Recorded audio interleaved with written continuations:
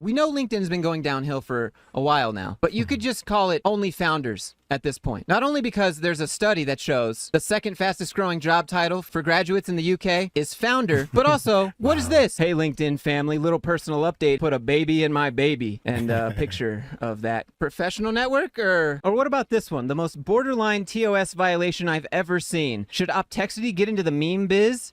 And then here's the photo. You look at that and see a room full of happy people, preserve that innocence. But also to answer your question, yes, you should get into the meme biz. This is the best use of someone exploiting the gray area I've ever seen. Because yes, LinkedIn used to be a very professional network with people sharing stuff exclusively from their job, but that's no longer the case. People are using it sometimes to troll or to share stuff that's no longer related to their job. I'm happy for the guy that said that well his wife is pregnant, but at the same time I don't believe LinkedIn is the right place for that. And also, why is everyone nowadays a founder? Everyone says that they are a founder of some kind of business that they just created a day ago. So it's kind of funny to see this happening. what can you really say about it? You can't. It's just a room full of happy people. Here's the truth about being a CEO. You may think it's all about excitement and winning. Well, here's the actual truth. It seems like it's going to be a joke, right? It's not. The biggest truth about being a CEO is that you need to be able to handle a ton of pressure and still stay calm. Is that you, Jake? Is this some sort of humble brag? So this is our CEO, Jake Kurtz of Brick Media. And for some reason, his About section doesn't say, come get bricked up at Brick Media. And Jake here has a whole lot of videos that are kind of just like, why? But in this video specifically, the entire video is Sad Boy CEO talking about how difficult it is to be a CEO. As a CEO, everything falls on your shoulders. Well, somebody think of the CEOs. And when things go wrong, it's always your fault. But you know who pays the price for that? The employees, not the CEO. Mental pressure and chaos are constant. If you can't handle that, it's tough to last in this role. Most people don't see that side. They only see the wins on social media. But in reality, it's a lot messier than it looks. If you're aspiring to own a business or be a CEO, that's obviously an amazing goal to have. It's obviously cool if you want to be a CEO like me that can handle pressure and stays calm. There's a lot of chaos and it might be your fault all the time. And that's really cool. You might want to be one like me. But just be ready to handle the chaos and mental pressure that comes along with it. And if you didn't know, I can do those things because as a CEO... Hashtag CEO tips, hashtag CEO life, hashtag business owner. Do you see what I mean with the only founders joke? True. Yeah, LinkedIn is full with people, full of CEOs and founders talking about themselves, and like this guy saying that, oh, it is very hard to be a CEO. Everyone, all the pressure is on you. And yes, I imagine that it is difficult to be a CEO. Yes, I know that. But at the same time, just like Joshua here is telling us, the consequences of things going wrong are usually fall on the employees and the developers and the people at the very bottom. If the company has a bad earnings call, yes, very rarely they fire a CEO. But even then, sometimes these CEOs get fired, but they walk away with a severance package of millions of dollars. So really anyone can be a CEO. Just have a look at his take on humility and what that means. Because I always just thought humble meant you're not confident or something. And I've realized over time that it's actually the opposite. When you're humble, you're able to delegate things to other people because you also have the confidence that if they can't handle it, you can change it. I never worry about anything because I'm like, if this person doesn't do a great job at this role, I will just fire him. I can change it. Wait, hold on. Wait, I thought this video was about humility. So he's basically saying that because he's very humble, he can delegate all of the work to someone else, and if that doesn't work, you can change it. Meaning what? He's going to fire them? Oh, poor guy. I'm in control of the business. I can always make a different decision. It doesn't matter if they suck. I can just fire them. But I was humble. I gave them a shot, right? Who is this person at the bottom of the screen, by the way? Like, are they not going to say anything? They're just going to nod along. All of us are always just trying to make the right decision at any given time based on the information in front of us. Right. And a lot of the time we're wrong. And a lot of people can't handle the fact that they're going to be wrong about a lot of things. Okay. You heard it here first. According to Jake, a lot of people are wrong about a lot of things, and They can't handle it. Who's gonna tell him? Do you want to see how he's not like other girls? I love using weird comparisons in meetings to drive a point home. Like 100 Reese's cups, and you want to get as many of them as you can. And there's 2 people walking into the room. You can each get like 50 of them. But if there's 20 people walking into the room, you are only going to get a couple each. It's 5, Jake. You'll get 5 each. My only question here is, why are you having to explain this to your employees that work for you at a media company? No shade against you or anything, but here's my advice. You're missing out on a crucial opportunity to say, get bricked up, come join Brick Media. Come on. You can keep it. It's free. You're welcome. But you know what is free? Today's sponsor, Skillshare, at least for the first 500 people that click my link down in the description. Now, if for some reason you haven't heard of Skillshare by now, let me tell you. First off, Skillshare is the largest online learning community for creatives. Graphic design, photography, music, film, development, branding, entrepreneurship, and even AI. And lately, I've been going through the course Demystifying Artificial Intelligence. And this course has over 9,500 people enrolled. And with a learn-by-doing approach where members can create and submit projects after A lot of people get sponsored by Skillshare. I hope they sponsor me.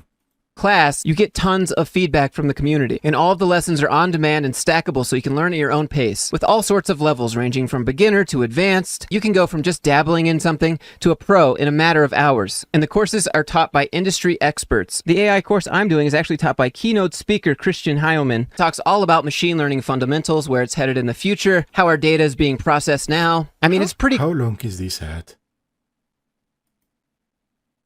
Thanks again to Skillshare for sponsoring today's video. And then we have the people bragging about who can be the most injured and still move their fingers and post on LinkedIn or post from the afterlife or something. There aren't many reasons I'd skip my daily LinkedIn post, but yesterday qualifies. Rushing to the hospital because our 4-year-old. Next thing I know, I'm waking up in a room by myself, hooked up to an ECG oxygen mask. Running a business throws a lot of curveballs. Or this one. I had the scare of my life last week getting a call that my husband had fallen over 20 feet onto concrete while at work. Here's a picture of my husband, halfway back from the other side. Yesterday, I received Botox to treat my butt fissure. Here's a picture of me. Some classic gatekeeping. Do people post those things on LinkedIn? That doesn't seem like the best way to, like the best social network to share those kind of very personal things. I hope those posts are not like public. I hope not only the people that follow these guys can see that, but those are things that are very personal. I don't know why they are sharing that.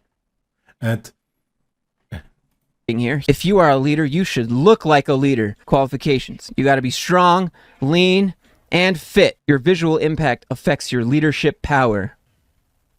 We got strong, lean, and fit right here, I guess. Is that what we're supposed to see here? This is shallow. I hope you don't have it. Yes, it is a little shallow.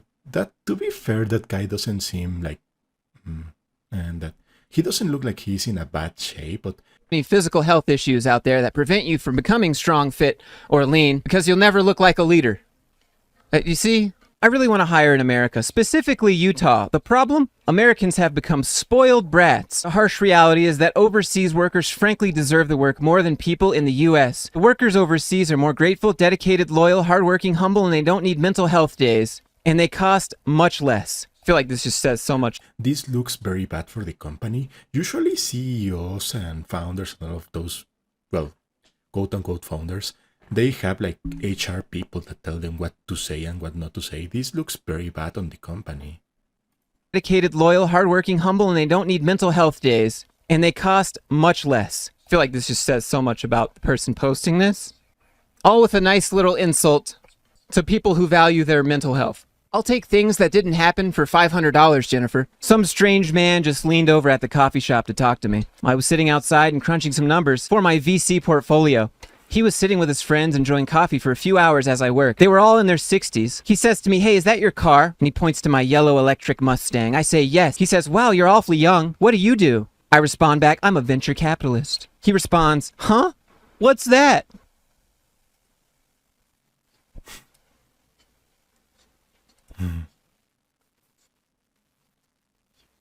Come on, Jennifer, this didn't happen. Yeah. His friend leans over and goes, "It means she's a boss and manages millions of dollars." Yeah, that didn't happen. I don't believe that those guys said, it means she's a boss and manages millions of dollars. That didn't. I don't believe this happened. But nonetheless, it is a nice post if you want to promote yourself. I nod. Then he leans back over. He looks at me and says, "Wow, I'm proud of you. And that, my friends, is how you should talk to a woman in public. Follow me for more content like, what does this have to do?" The best part about this post is the Jersey Mike subs in the back. Also, the lesson here, ask about property they own and how they can afford it. Then appear confused and tell them, "Wow, I'm proud of you." We have some recruiter gatekeeping. In the past 4 weeks, 8 out of 10 applicants answered the phone hello. And it's driven me crazy as a hashtag career coach. What else are you supposed to say when you answer the phone? Especially if it's from a number that you don't know. Well, according to her... Yeah, this is the normal response when someone that you don't know calls you. Hello? That's a nice response. Maybe if you know you're expecting a call from some company or someone specific, you say, "Hi, is this X and Y from Google?" She says, "Y'all, hello doesn't set a professional tone. You should answer the phone with, 'Hi, this is Fist name, last name. Hi, this is Fist name, Fluke.' How's that for a professional tone? I'm just following your advice. Hey, check this out. I'm in Croatia. You know you're seriously into marketing when you're on vacation. You ditch everyone at the beach, drive an hour to a co-working space just because you're so passionate about what you do. Hope I'm not the only one. Here's a picture of me. I'm so glad that you showed us your hustle. You can't be enjoying life too much now. You might have some fun or something. How's LinkedIn treating you? What's your feed look like? Let me know in the comments below. And if you enjoyed this video, do me a favor, click that like button and subscribe if you'd like to see me call out more corporate nonsense like this. And if you have anything you'd like me to showcase on the channel, you can email me, Instagram, Discord, however you want to do it. The links for all of that are in the description. I love this guy's videos. He sometimes is a little harsh with his jokes, but he's spot on. Many of these posts are just people promoting themselves. They say that they are founders. They try to show off how passionate they are about their work. Anyway, I like. This was a great video. It was kind of short, but I liked it. I hope you guys liked my reaction. If you like this video, please subscribe. I'm trying to reach 50 subscribers. Thank you and see you in the next one.